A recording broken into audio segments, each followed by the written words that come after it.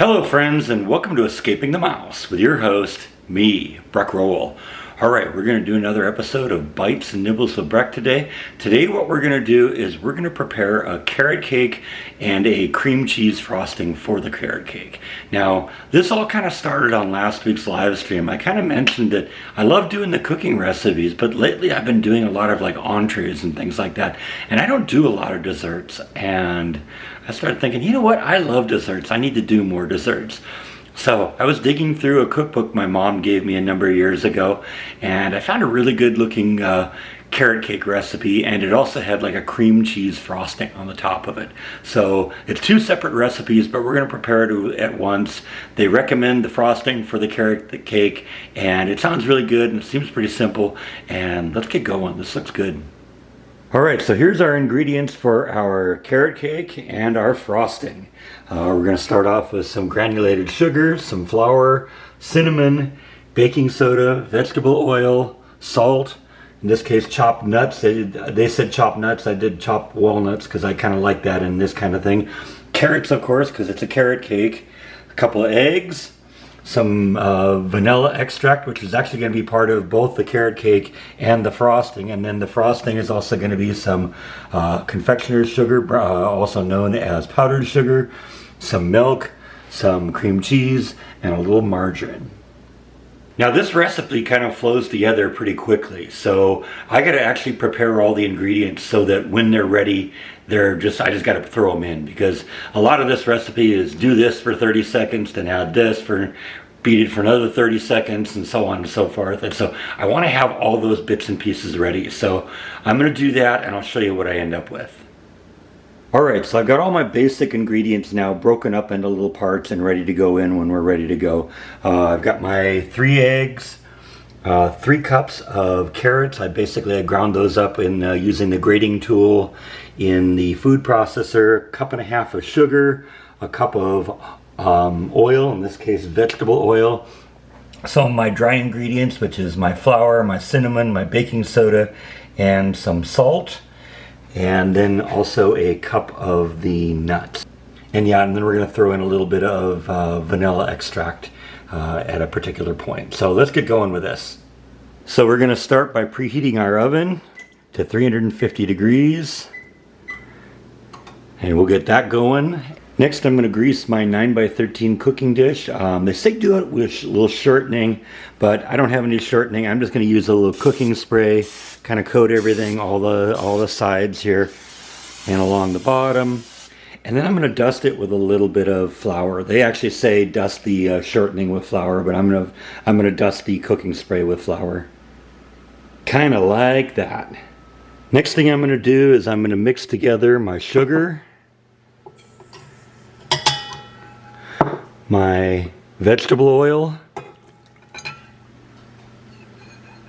and my eggs, and we're going to let that blend at a kind of a slow speed for about 30 seconds, just until everything's kind of mixed together. While that's happening, I'm going to get the next ingredients and get them ready. So next we're going to beat in our dry ingredients, which is our flour, our cinnamon, our salt, and our baking soda. And I'm just going to kind of pour this in slowly. We're also going to mix in the vanilla extract. Get it all in there. And I'm just going to kind of eyeball the vanilla extract. That's about a teaspoon. And then we're going to let this blend for a few minutes until it's all kind of mixed together. Let's say about a minute. We may go a little longer just because it's more interesting on the video, right? And that's what that all looks like. Next we're just going to mix in our carrots and our walnuts, and we're just going to beat that in with a spoon.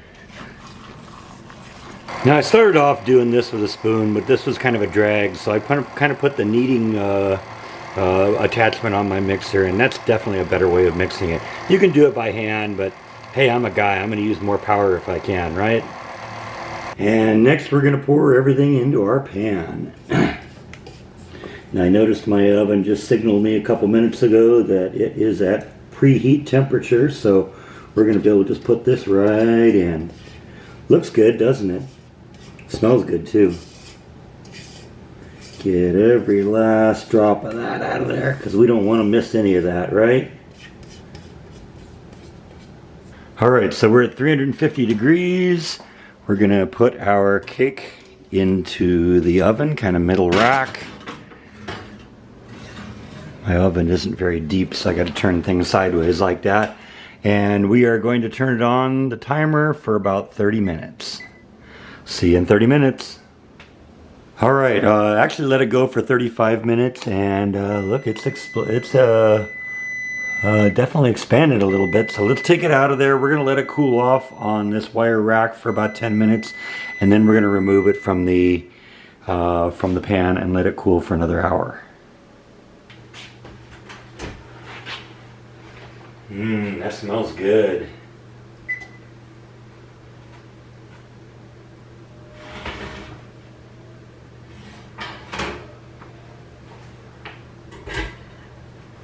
Oh yeah, that looks really good.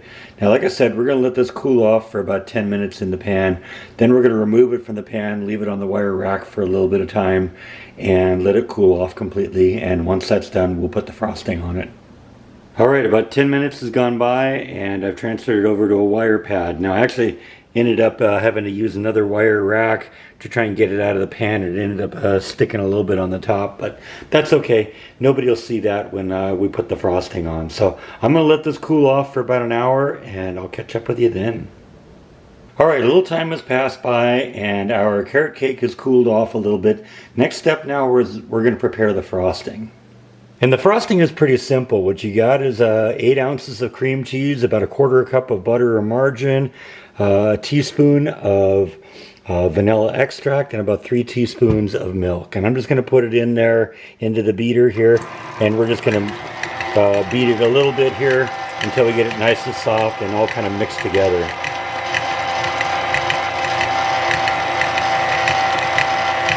Now both the cream cheese and the margarine were softened a little bit. Obviously you're going to want that because if you put it in there, you know, when it's cold, it's going to be real firm, and it's just going to kind of get all over the place. So,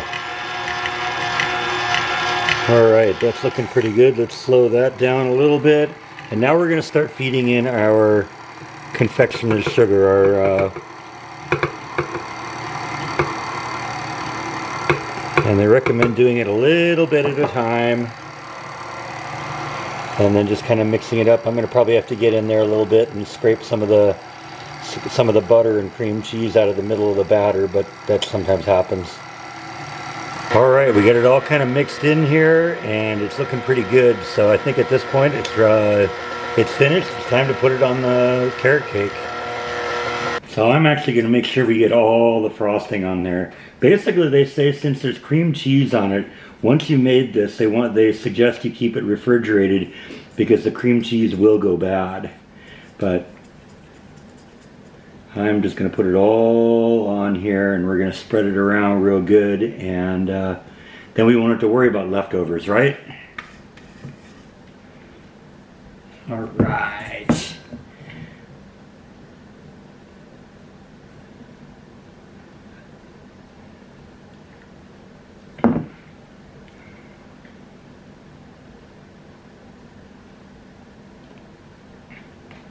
No such thing as too much frosting, right? And the beauty is once this gets into the refrigerator, it'll kind of set up a little bit, and it won't ooze quite as much as it's oozing right now. Just gonna get it kind of coating everything here, every last little inch of it here.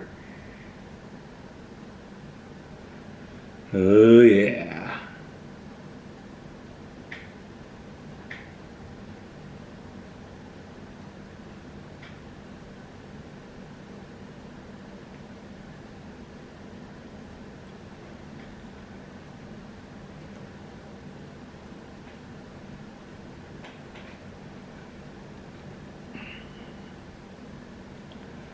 And I think that looks like about it. Gee, you kind of want to lick the batter, right?